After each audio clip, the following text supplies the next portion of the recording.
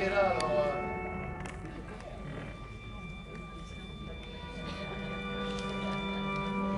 Donc c'est un compositeur polonais qui a fait EO, ça dépend, et qui travaille beaucoup pour le théâtre et pour le cinéma. Voilà. Et voilà, chercher une musique de fin, c'est jamais évident de poser un film, surtout celui-là, donc je voulais quelque chose qui soit très apaisant comme ça. Voilà. On est dans la paix.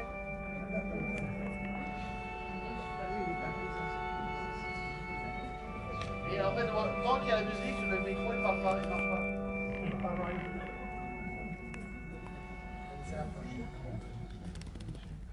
Voilà, nos amis, France Télé, Netflix.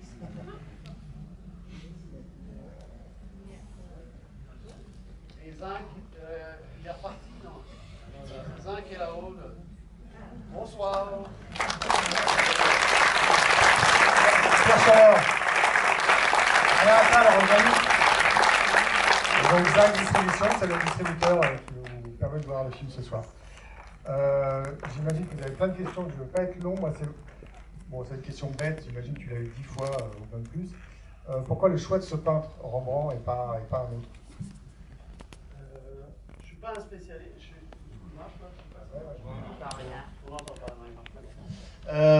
Je ne suis pas du tout un spécialiste de Rembrandt. C'est quelque chose, c'est un peintre que je suis depuis longtemps parce qu'il y a quelque chose dans sa matière, dans sa manière de traiter la couche picturale que je trouvais très impressionnant. Que j'avais découvert ça à 20 ans dans un musée à Amsterdam, c'était incroyable. Tableau sur les jeunes mariés où il y a une couche d'or comme ça. Et je vous assure, j'ai regardé parce que j'aime bien regarder près des toiles. Il y a ça d'épaisseur de matière jaune dorée sur le brocart comme ça. C'est pour ça que ça bouge. Mais surtout, le film s'appelle Rembrandt parce que je venais de terminer Un peuple et son roi. J'ai été montrer le film à Londres et j'ai fait un arrêt à la National Gallery pour aller voir, j'avais un peu de temps. Et ce qui était drôle, c'était à l'époque, il y avait les gilets jaunes qui défilaient sur Trafalgar Square, parce que c'était à ce moment-là. Et je me suis baladé rapidement, j'avais 1 heure, 2 heures avant de revenir. Et je suis allé voir les salles de Rembrandt, parce que oui, je vais souvent voir les salles de Rembrandt pour voir un peu ce qu'il y a. Et j'étais très proche de Claire, en fait j'étais vraiment happé par ces 3 tableaux. Et c'est venu, je me rappelle très bien, à l'époque ils n'étaient pas disposés comme ils sont disposés dans le film, qui est la disposition actuelle, parce que les musées bougent tout le temps les tableaux dans les salles. Et les 3 tableaux étaient comme ça, ils étaient en face les uns des autres, et puis je vois un truc dans le regard, je dis tiens c'est étrange, je crois que c'était la première c'était Henrique, je voyais quelque chose qui me touchait, et puis très bizarrement je l'ai ressenti sur le 2e, puis le 3e, et là c'est devenu une espèce de rencontre comme ça, émotionnelle sur ces 3 figures. Je ne pensais pas du tout en faire un film. Et puis, quelques semaines après, on m'a contacté pour travailler sur une série sur le nucléaire. Je me suis un peu renseigné sur ça. Et un soir, avant de dormir, je savais que je voulais revenir au cinéma avec un film contemporain, hyper contemporain, et est venue l'histoire, d'un coup. C'est-à-dire un ingénieur nucléaire bouleversé qui quelque part, dit adieu à la puissance vers autre chose. Et après, j'ai transformé ça en un ingénieur du nucléaire. C'est venu comme ça. 10 lignes qui ont donné la base du film. Et après, il y a eu un énorme travail de documentation, de rencontres, à la fois sur le milieu de ces ingénieurs du nucléaire et aussi sur les questions climatiques. Voilà. Et Davidé, enfin Horatio, qui fait l'exposé sur les phénomènes extrêmes, en fait, est devenu un ami et il va être rédacteur du GIEC français pour le prochain rapport. Donc alors, on n'a pas mis Davidé dans le film, on a mis Horatio parce que c'était quand même un personnage, mais c'est un vrai climatologue, en fait, qui m'a beaucoup conseillé, plus d'autres, hein. J'ai fait beaucoup de rencontres sur le film. Voilà. Réponse à la première question. Mais c'est marrant, des fois on rigolait, on dit, et ces films s'appelaient Bacon, et ces films s'appelaient je sais pas quoi, et non, et en fait, ça a l'air idiot, mais je sais qu'il y a, ce film pouvait pas s'appeler autrement que Rembrandt, non pas pour Rembrandt, mais parce que, à un moment donné, dans sa vie, Rembrandt a eu toutes ces épreuves, a peint sa gloire, vous savez, il s'appelait pas Rembrandt, c'était son prénom, c'est pas son patronyme. Au début, il signait avec son patronyme. Et puis il a voulu faire comme les Italiens, ses grands maîtres, Raphaël et les autres. Et donc il a mis son prénom pour être un grand peintre. Et il a signé Rembrandt, d'ailleurs on voit la signature. Et puis il est monté comme ça, et ensuite ça s'est mal passé, il travaillait énormément, il avait quelques assistants, il vendait cher, puis il a eu une débâcle. Il a perdu sa femme, c'était terrible, alors qu'il avait peint plusieurs fois sa femme. Et c'est ce que j'ai vu en fait. J'ai vu quelque chose sur le si le film se termine par ce mot humilité, c'est pas forcément le détachement des choses ou l'appauvrissement des choses c'est plutôt un sentiment que j'avais à l'époque et que j'ai encore, je ne vais pas vous le cacher, sur face à l'existence, que c'est pas mal de plus être le capitaine de son existence, de laisser l'existence aller comme ça. Et c'est ce qu'il y avait. Et je pense que Rembrandt, et d'ailleurs après ça se voit très bien dans ses autoportraits qu'il fait sur la fin de sa vie, où il y a ce sentiment-là qui est très très particulier. Quand à la table tu reçois ce scénario, quelle était ta réaction au premier abord? Alors, je reçois Pierre qui me parle de deux idées, et puis celle-ci prend le devant pour plein de raisons. Je lui dis, ça s'appellera pas Rembrandt, parce que c'est pas possible. On va pas faire la vie de Rembrandt, on raconte la vie d'une meuf qui est ingénieure nucléaire et de son mari qui comprend rien à ce qui lui arrive, donc non.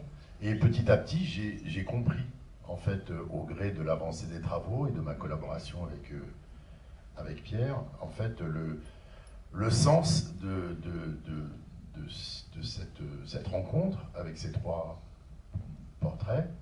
Et ça s'est mis à vraiment à me passionner. C'est-à-dire que j'ai eu l'impression à la fois de parler de notre temps et à la fois de regarder un peu la quiétude avec laquelle qui se dégage de ces trois portraits et qui nous envoie à une sorte de calme-toi. Et j'ai aimé l'idée d'aller un peu dans le fantastique, en fait, dans le thriller un peu fantastique. C'est-à-dire que on se dit, mais qu'est-ce qui se passe, en fait? Et j'ai adoré, évidemment, alors là, c'était le pompon, quand Romain lui dit, tu as raison, il a été fouillé, il y a une maladie. En fait, là, on est vraiment dans du De Palma à ce moment-là, alors qu'on est dans un film un peu délicat, un peu intéressant sur la manière de traiter un couple qui se retrouve face à des grandes difficultés de compréhension l'un l'autre.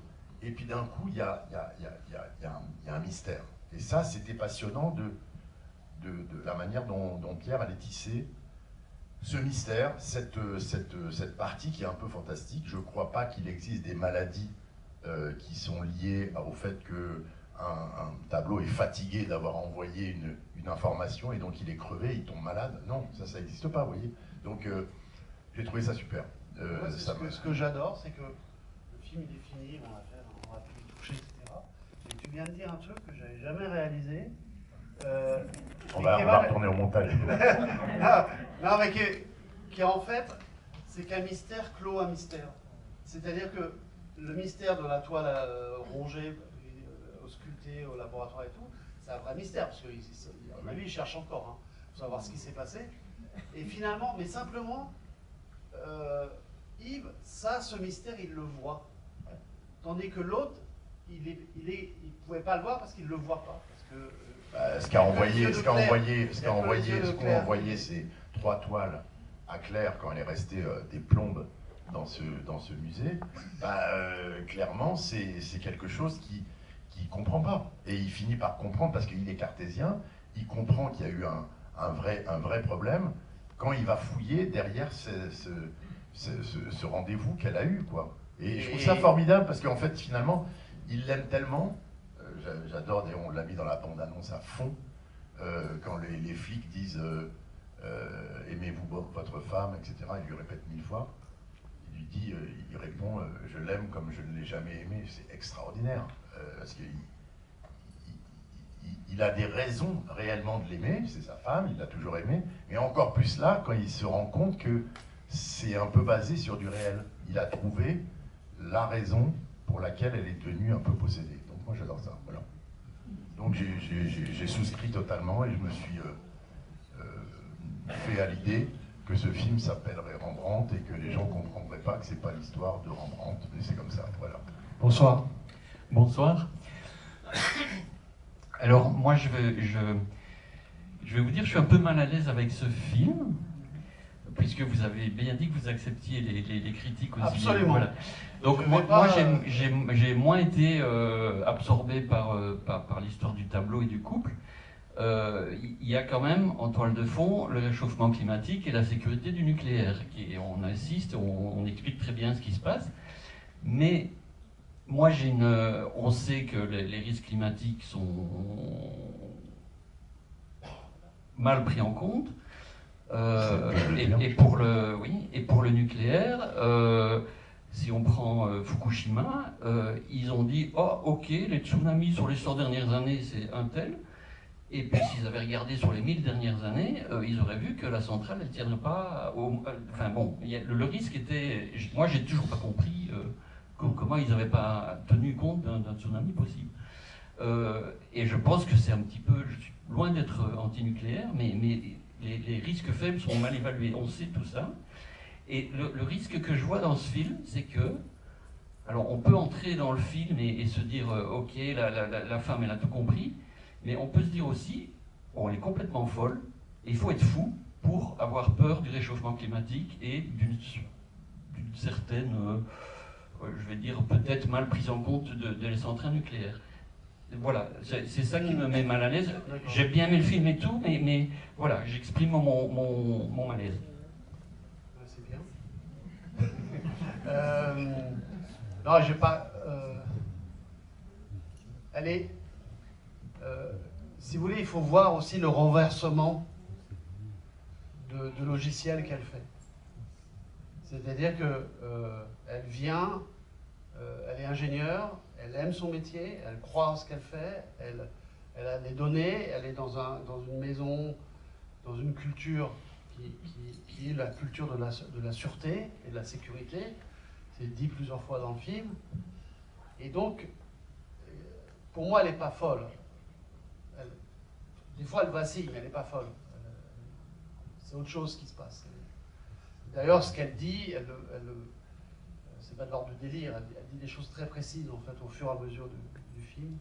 Par contre, elle protège un sentiment, une intuition, parce que c'est aussi ça, le film il est sur un fil comme ça qui n'a pas été évident et à écrire et à tourner et à monter, à préserver, c'est-à-dire de jamais, c'est pas quelqu'un qui est dans l'intelligibilité d'une cause ou d'une prise de position, d'une prise de conscience, c'est quelqu'un qui est habité d'une intuition. Et une intuition qu'elle ne voyait absolument pas venir. Et donc elle change, c'est quelqu'un qui constamment bouge. Et elle ne sait pas le matin ce qu'elle va faire le soir. C'est comme, je crois que c'est dit, c'est jamais prémédité en fait. Elle ne sait pas ce qu'elle va faire. Elle est guidée. Oui, elle est guidée, elle est habitée, elle écoute. Et ça dessine le chemin.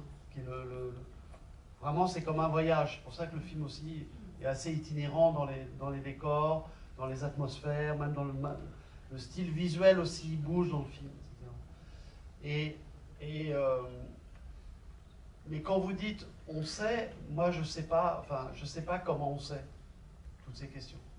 À moins d'y rentrer, de regarder. On sait pour les avoir vus, c'est central, mais c'est pas évident de rentrer. Il y a beaucoup de gens qui travaillent pour le nucléaire, il y en a énormément. Eux, ils savent un peu, c'est les gens vraiment les gens de la centrale. On sait que c'est notre histoire, on sait qu'elles sont là. Mais le film, pour moi, j'ai pris la figure des centrales nucléaires comme une figure de gloire du XXe siècle, en fait. Pour moi, j'ai essayé de la... D'ailleurs, c'est un peu filmé comme des cathédrales. Et c'est pas un hasard non plus, il y a Notre-Dame qui est quelque part glissée dans un coin de la pièce. Et c'est ces cathédrales industrielles qui sont très puissantes, très fortes. On a été surpris, parce que ça, je ne l'avais pas écrit. Et quand on a tourné dans le village de Saint-Laurent-des-Eaux, où on a filmé, où Claire a sa petite maison, il y a le village, et puis il y a la centrale qui est là. Et on a entendu les voix de la centrale. C'est qu'on était dans la rue, en train de tourner un moment où la lumière s'éteint, etc.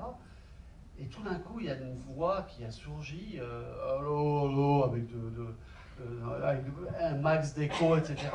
Et on l'a chopé d'ailleurs, on l'a refaite en partie, et on a pu la choper dans la bande-son. Et là j'étais très très très surpris de la présence, comme ça, de ce espèce de débordement de la centrale qui se voit dans la campagne, tout autour, etc. Et il y a aussi cette idée de la voisine qui dit que voilà, la centrale a tout modifié en fait autour d'elle, etc. Et donc c'est cette puissance-là qui m'intéressait. Et c'est pour ça qu'aussi que j'ai ça a été un combat de production. C'était pas évident à faire, mais d'ouvrir par le chantier de l'EPR anglais pour dire voilà, on est dans cette il y a des rapports d'échelle qui nous dépassent en fait. Et ces rapports d'échelle sont à la fois la maîtrise de la plus petite énergie de l'atome, et on change un atome pour le rendre instable et fabriquer la réaction. Et puis en même temps, il y a cette durée qui expose Yves dans son cours, où on a cette notion de vie de ces particules instables. D'ailleurs, les plus dangereuses ont la durée de vie la plus petite. Et plus la durée de vie est longue, mais c'est quand même radioactif, mais c'est les moins dangereuses. Mais elles durent 100 000. C'est étonnant que l'homme, enfin que nous, on s'engage sur ça en fait. Par exemple, le laboratoire de Marie Curie, il y a encore la radioactivité de Marie Curie. Elle est là. Elle est dans Paris, dans l'école normale, etc. Donc c'est... Voilà. Mais une autre... Oui. Après, on fera la parité. Hein.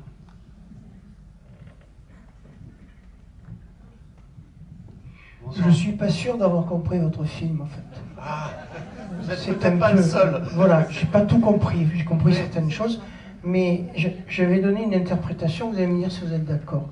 Rembrandt et les centrales nucléaires, c'est finalement l'opposition entre deux mondes, l'ancien et le nouveau, et surtout, qu'est-ce qui peut sauver le monde? C'est l'art. C'est peut-être ça que vous voulez dire. Ah, vous avez compris, c'est bien. Bon, ça va alors. Vous êtes très bon. C'est ça que vous voulez. C'est un premier résumé absolument qui me va, moi. Hein. Ça me va parfaitement, monsieur. Alors hier, il y a une femme spectatrice qui disait que ce qui se passait avec l'art, c'est qu'elle retouchait les choses. Elle retrouvait le contact des choses, le contact du monde. Et c'est pour ça qu'il y a et c'est ce qu'elle avait senti.